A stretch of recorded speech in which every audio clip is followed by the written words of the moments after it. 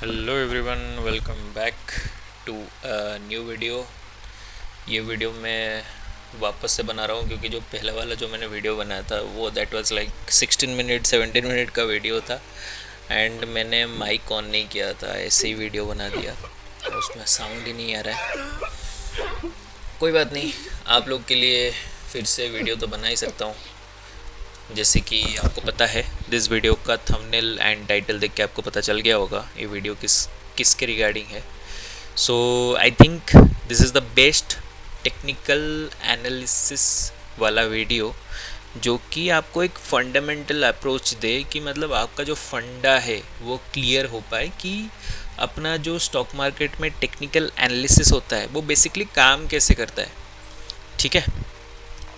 So before I jump into this video, it's a little request, आप लोग से एक छोटा सा विनती है। आप लोग पूरा वीडियो देखते हो, आप लोग एंजॉय करते हो, आप लोग कंटेंट को मतलब समझते हो, चीज़ों को समझते हो, बट कोई लाइक शेयर एंड सब्सक्राइब नहीं कर रहा है। सो प्लीज़ मेरे भाई लाइक शेयर एंड सब्सक्राइब कर लेना, क्योंकि इससे आपको भी फ़ायदा होगा, मेरे को भी फ़ायदा होगा, दोनों तरफ से फ़ायदा है। ठीक है। So please it's a humble request, please कर लेना, सब्सक्राइब कर लेना, एक लाइक दे देना, एक कमेंट भी कर लेना, ताकि आपको अगर पसंद आ रहा है तो दूसरा कोई ये वीडियो देखेगा तो उसको भी पसंद आएगा कि हाँ ये क्वालिटी कंटेंट प्रोवाइड कर रहा है। So basically let's get into this video. First of all, जो उस वीडियो में भी मैंने बताया था, इस वीडियो में मैं बता रहा हूँ, स्टार्टिंग कर रहा हूँ। सो बेसिकली क्या होता है, हमारा जो मार्केट है दो स्टेजेस में मूव करता है। एक होता है बुल स्टेज, एक होता है बियर स्टेज। ठीक है। बुल स्टेज में क्या होता है, you will find higher highs higher lows, step like formation. Higher highs formation करता है एंड हायर लोज फॉर्मेशन करता है। And in case of the bear market, the market moves like staircase, मतलब higher low formation करेगा and lower low form करेगा। Okay. So in between these phases like bull market and bear market, there is a phase called resting phase, या तो यहाँ पे consolidation phase आता है। जब bull market start होता है, they start from a consolidation phase. After consolidation phase they move towards the moon, and as it reach at a threshold point, जिसको फिर से एक रेस्टिंग पॉइंट भी बोल सकते हैं, after that there is a beer market. So market में एक साइकिल चलता है basically, bull market, beer market, bull market, beer market. And ये जो पॉइंट्स है जहाँ पे ना बुल मार्केट चलता है ना बियर मार्केट चलता है, that is called our resting phase.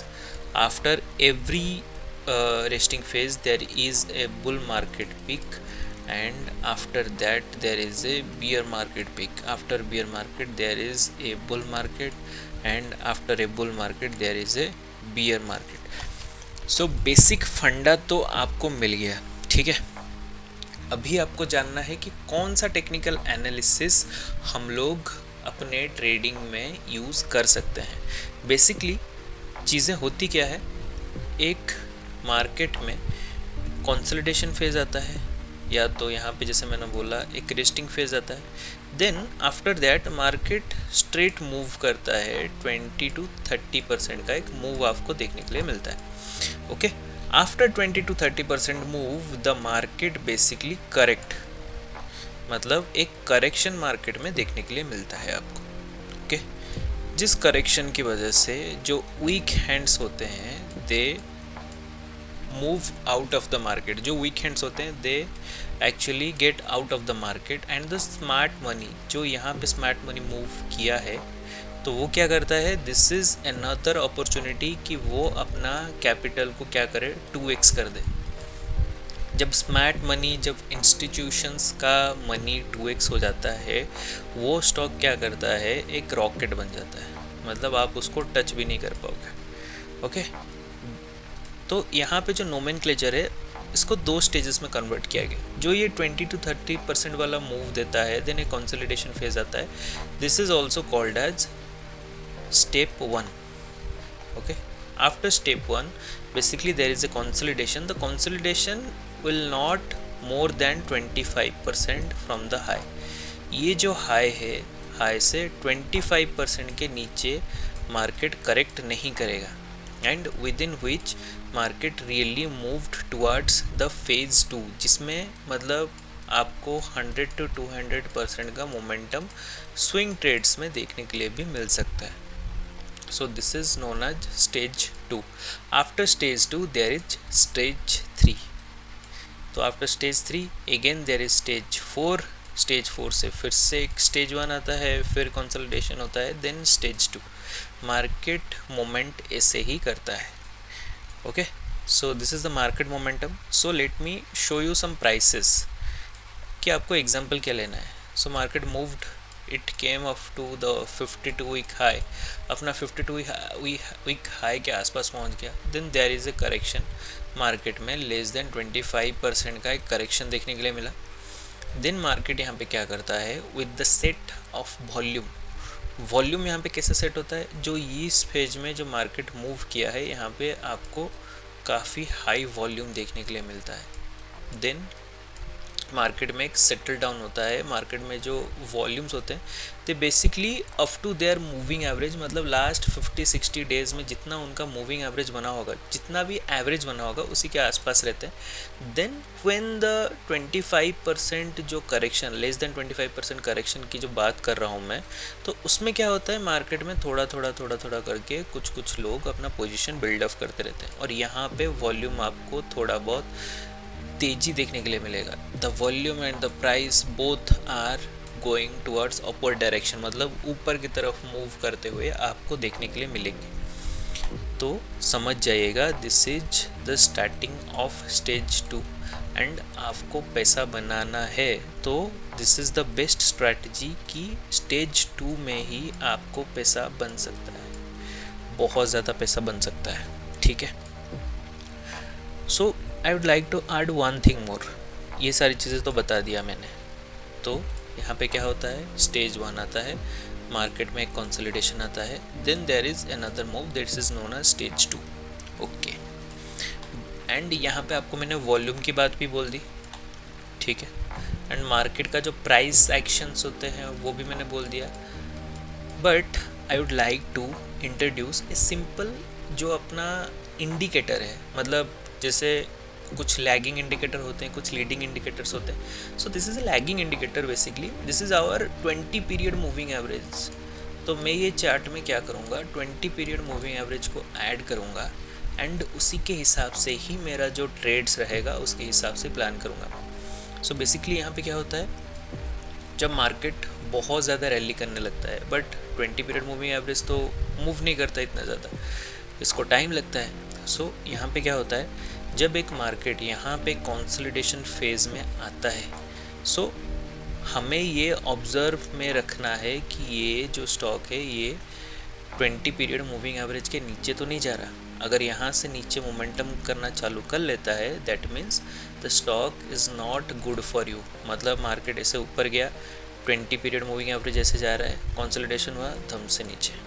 सो इस चीज़ को हमें अवॉइड कर रहे हैं. हमें ये चीज़ देखना है कि ये जो 20 पीरियड मूविंग एवरेज है, इसी के आसपास द स्टॉक प्राइस कैसे बिहेव कर रहा है. जो स्टॉक प्राइस है, how it is behaving near the 20 period moving average. The 20 period moving average के ऊपर ये लोग क्लोज कर रहे हैं, that means there is a positive momentum which is coming. मतलब पॉजिटिव मोमेंटम जो है वो आने वाला है स्टॉक के अंदर. ठीक है, तो आपको मैंने सारी चीज़ें बता दी. यहाँ पे लिख भी लेता हूँ एक बार, आपको क्या क्या चीज़ें फॉलो करना है. पहले तो है ये 52 वीक हाई के आसपास होना चाहिए, and the correction will be less than 25%. Next cheese stage 2 में होना चाहिए, सॉरी स्टेज 1 में होना चाहिए, and it should have travel to stage 2. Okay, stage 1 से स्टेज 2 को ये मूव कर रहा हो तभी हमें लेना है. और एक चीज़ क्या बोला मैंने, यहाँ पे वॉल्यूम प्रोफाइल को चेक करना है, वॉल्यूम कैसे बिहेव कर रहा है. Okay, last but not the least, the most important thing is 20 period moving average. हमारे पास अगर 20 पीरियड मूविंग एवरेज है तो हमें और किसी चीज़ की ज़रूरत ही नहीं है. 20 पीरियड मूविंग एवरेज खुद ही बता देगा कि यहाँ पे आपको बाय करना है या नहीं करना है, ठीक है।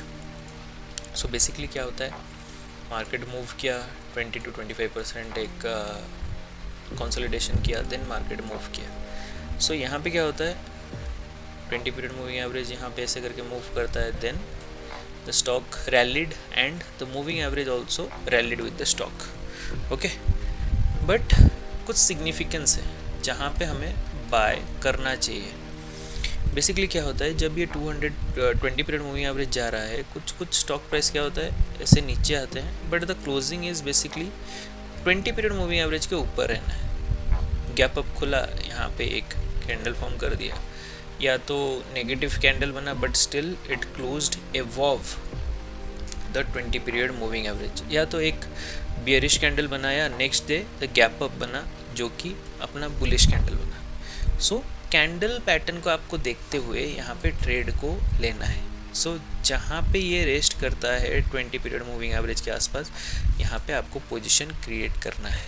After looking this criterias, 52 week high के आसपास होना चाहिए, लेस देन 25% करेक्शन होना चाहिए, स्टेज 1 में हो एंड स्टेज 2 में जाने वाला हो, वॉल्यूम का प्रोफाइल जो है वो बिलो एवरेज हो या एवरेज के आसपास हो, और 20 पीरियड मूविंग एवरेज को ये रिस्पेक्ट करता हो। 20 पीरियड मूविंग एवरेज को ब्रीच नहीं कर रहा है, ये रिस्पेक्ट कर रहा है। That means the market is going to give you a good reward with small amount of risk.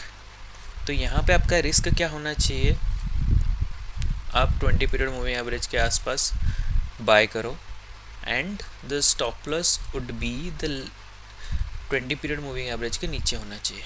अगर 20 पीरियड मूविंग एवरेज के नीचे क्लोजिंग करता है, then we should have to take the loss and हम लोग यहाँ से अपना स्विच कर लेंगे जो भी थिंकिंग है, ओके। बट यहाँ पे क्या होता है, कभी कभी यहाँ पे ना कभी कभी आपको ये देखने के लिए मिलता है कि मार्केट 20 पीरियड मूविंग एवरेज के नीचे तो आया बट सडनली उसने रिकवर कर लिया। That means this is the shakeout. तो शेकआउट में क्या होता है, मार्केट में वीक हैंड्स को मार्केट क्या करता है, बाहर निकालता है, then the smart money try to move, and यहाँ पे रिटेलर्स का स्टॉप लॉस काट के मार्केट फिर से ऊपर जाने लगता है। आपका कॉन्फिडेंस तो लो हो गया होगा कि भाई मेरा यहाँ पे लॉस हो गया, मैं दूसरी बार तो ट्रेड नहीं ले पाऊँगा।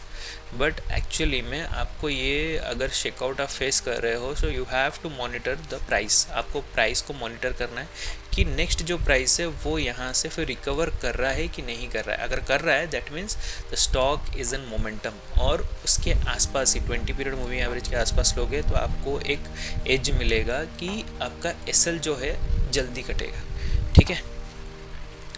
So this is all about the wrap up of this video. If you liked my content, अगर आपको पसंद आया, थोड़ा सा समझ में आया, please like, share and subscribe.